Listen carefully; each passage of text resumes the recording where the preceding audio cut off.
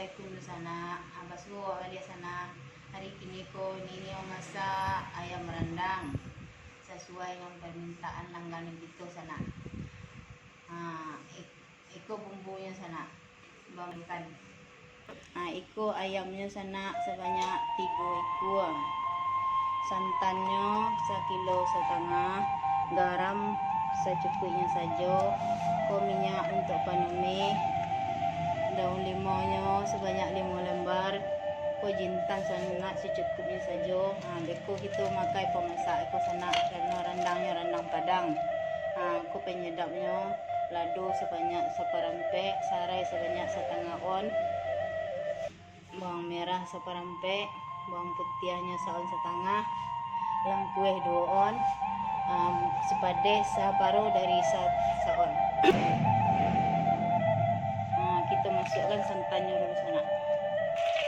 Langkah pertama kita tumis bumbunya dulu ya sana. Pertama kita goreng bawang merahnya dulu, bawang merah sama bawang putih.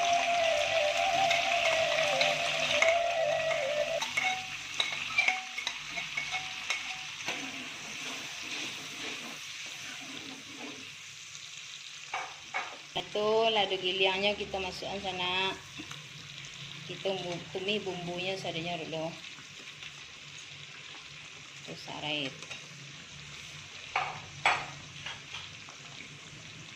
Kue sepade.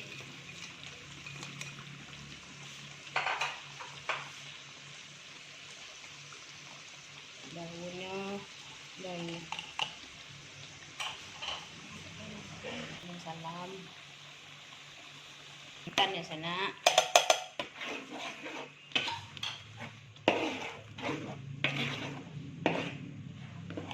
Sekali.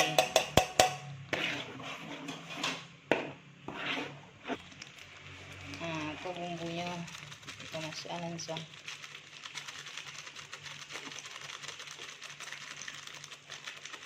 Kita pakai secukupnya saja sana.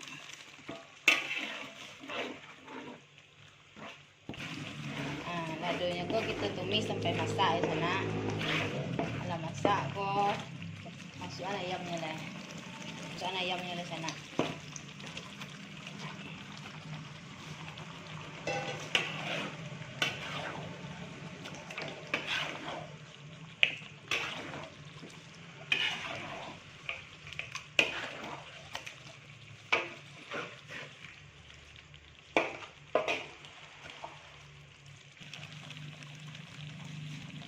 Lah harum mau kita masukkan santannya lah sana.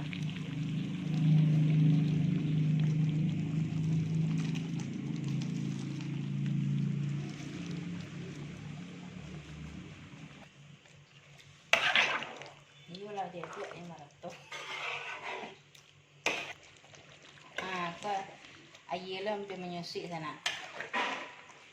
Menyusik kita bangkit lah. Untuk iko ala masak ko masana, ala bisa kita bangkit ko. Ala bisa kita hidangan. Ala masak rendang sana. Jangan lupa subscribe, like, komen ya sana. Selamat mencoba sana.